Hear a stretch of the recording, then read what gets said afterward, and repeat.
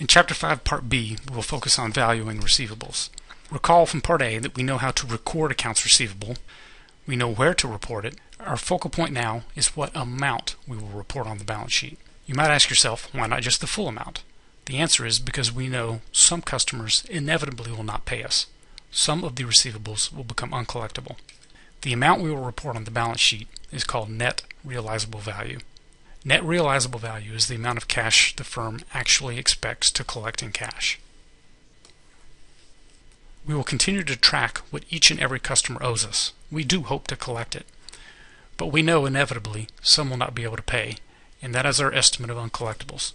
We will subtract that amount out to get the amount that we actually expect to collect in cash. This will be our balance sheet value. Uncollectible accounts are also known as bad debts. Bad debts worsen the company's financial position, but are a normal and necessary risk of offering sales on credit. We can generate far more sales, much more revenue, if we offer credit terms as opposed to demanding cash up front. Generally accepted accounting principles require that we account for uncollectible accounts using the so-called allowance method. The allowance method requires companies estimate uncollectible accounts receivable at the end of the period, matching this cost against sales revenues generated during the period. Two new accounts we will study are bad debt expense and the allowance for uncollectible accounts. The expense is an income statement account. It represents the cost of the estimated future bad debts that we are charging to the current period. We are taking the cost associated with selling on credit and matching it against the credit sales during the current period. The allowance account is a balance sheet account.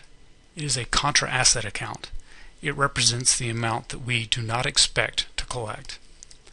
Normally, we would expect the allowance account to have a credit balance. That is because it is contra the account receivable. Together, the two accounts represent the net realizable value. To emphasize, as reported on the balance sheet is the net realizable value, the cash we expect to collect. It is a function of two T accounts, the account receivable T account, which will have a debit balance, and our contra allowance for uncollectible accounts, which at the end of the period will have a credit balance and reduce the balance sheet value. Let's examine an example. Assume Jackson Company has $100,000 of accounts receivable on December 31st before adjusting journal entries. In the prior year, Jackson had estimated uncollectible amounts.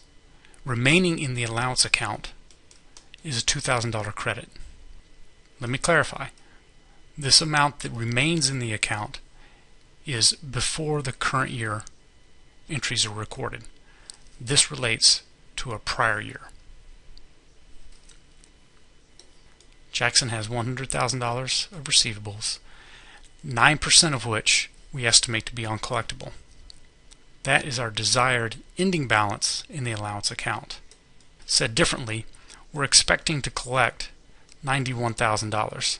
The net realizable value we will report on the balance sheet is the sum of these two accounts. The $100,000 gross receivable less a desired ending balance of $9,000 in our allowance for uncollectible accounts. But notice, that's not the balance in the T account presently. Presently, only a $2,000 balance is there. The required adjusting journal entry is $7,000. This takes us from the $2,000 preliminary balance to the desired ending balance of $9,000.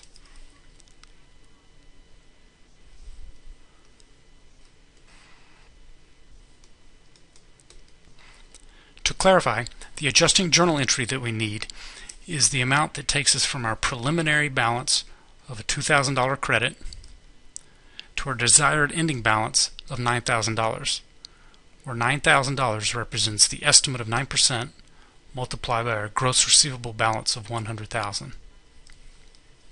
The adjusting journal entry will be a debit, bad debt, expense, and a credit to the allowance for uncollectible accounts receivable in the amount of $7,000. After recording the adjusting journal entry, our net realizable value is the $100,000 of gross accounts receivable less the allowance account, which now has an ending balance of $9,000 after having a preliminary of 2 and recording our $7,000 adjusting journal entry. Our net realizable value is the expected $91,000 of cash collection. Notice that the allowance account is only an estimate of the uncollectible accounts. Once we know who specifically will not pay us, we will write off that customer's account. Let's go back to our prior example. Jackson Company had estimated $9,000 of receivables would not be collected. Let's assume one of its customers, Benson Inc., files for bankruptcy and Jackson believes Benson will never pay its $3,000 account. We will record a credit to account receivable to eliminate Jackson. We will debit the allowance account. Notice we do not record bad debt expense. We previously had recorded the bad debt expense when we established the allowance account. We had already estimated and allowed for this probability. So notice what the net effect of the write-off is. Before the write-off, we had $100,000 of gross receivable, and we had an allowance account with a $9,000 balance. When we record the credit to write off the account receivable, that reduces our gross receivable balance down to $97,000. We also record a debit to the allowance because we no longer need this estimate. We know specifically which customer it is that will not pay us. That reduces our allowance from 9 down to 6. Notice that the net realizable value is 91, just as it was before.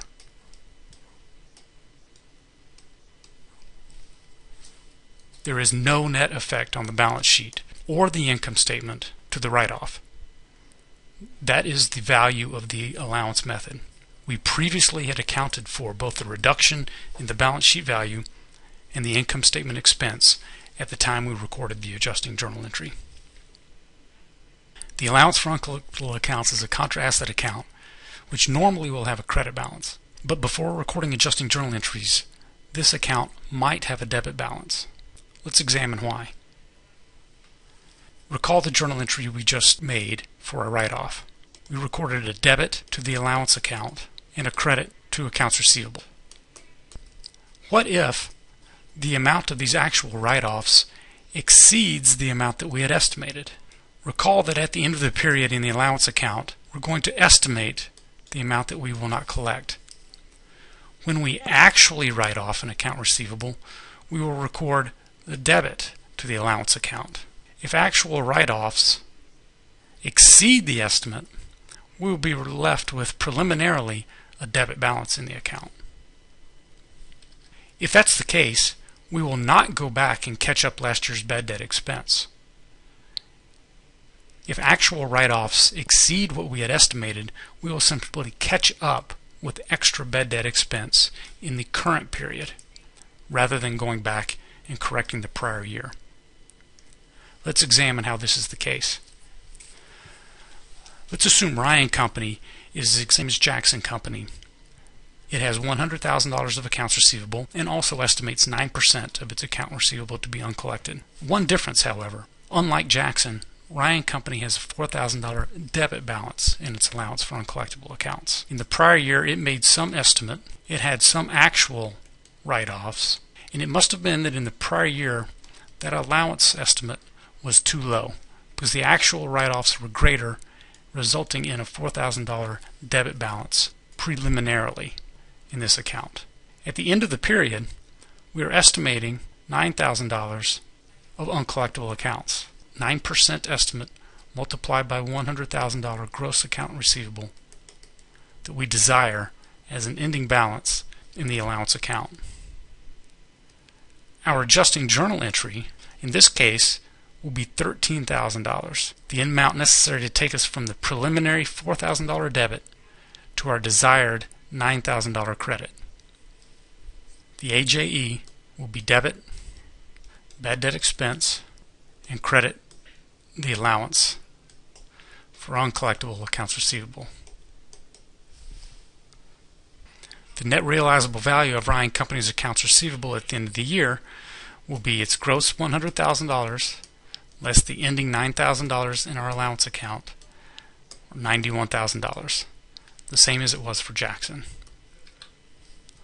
So notice, in both cases, the companies had $100,000 of accounts receivable, a 9% estimate of uncollectible accounts, so each reported a $9,000 allowance after adjusting journal entries.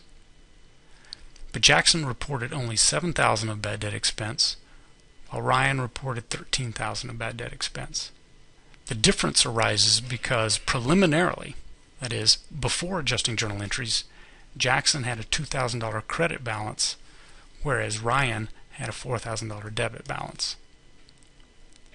It must be the case that in the prior year, Jackson had overestimated its bad debts by $2,000. That's why $2,000 remained as a credit.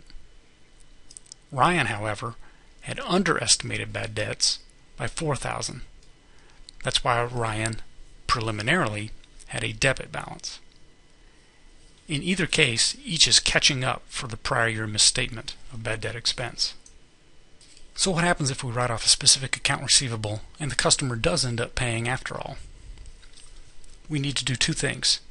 We will first reestablish the account receivable, and then second, record the collection of cash.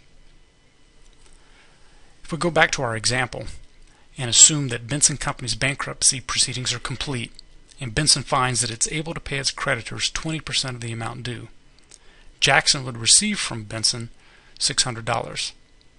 The journal entries are to first put Benson's account receivable back on the book and reestablish the allowance account. Second, we record the cash collection.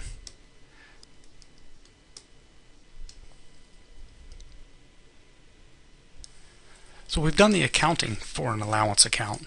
In the prior examples, it was simply given. It was given that 9% was the amount of accounts receivable we estimated we would not collect. But how will a company come up with that? How in actuality do we determine that 9% amount? The answer is an aging method. Companies estimate uncollectible accounts receivable by assigning a higher percentage for older accounts and a lower percentage for newer accounts. Here's an example. We will take our accounts receivable and then put them in groups according to age. Those that are recent, within the last 60 days, we will assign a low percentage of only 20%. As the account receivable is progressively older, we will assign higher percentages, and in total, estimate a desired allowance. To clarify, the 8 is the desired ending balance in the allowance account, whereas the 30 is the gross receivable in our account receivable T account. The net realizable value in this case would be 22.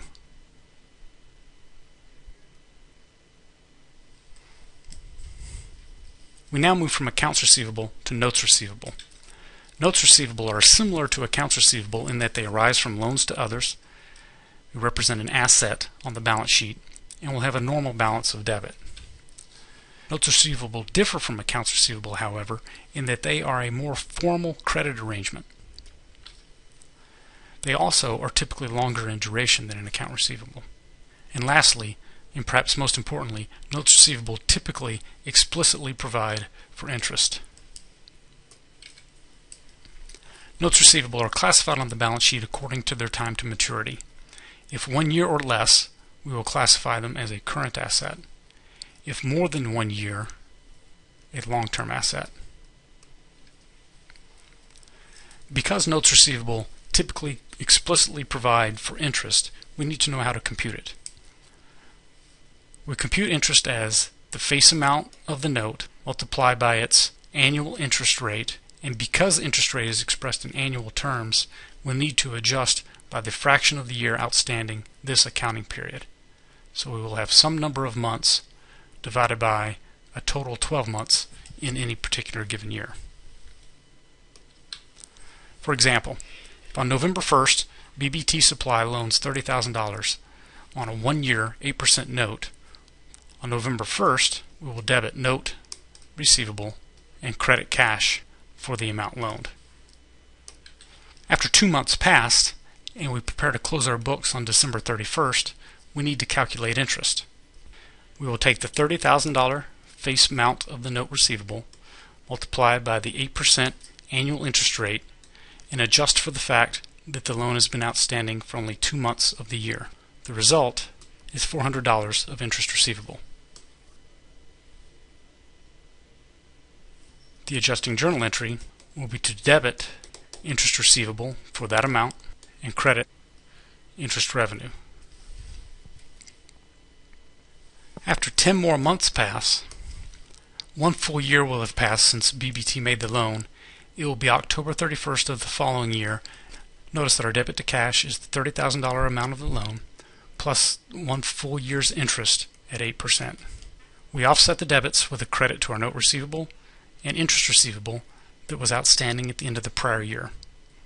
The remaining amount is our current year interest revenue. So notice that the note receivable spans 2 different accounting periods. We had 2 months in the first period, November through December, and then 10 months in the second period, January through October. 2/12 of the interest was revenue in the first year, that was $400, and 10/12 was revenue in the second period, that was $2,000. In total, our $2,400 of interest.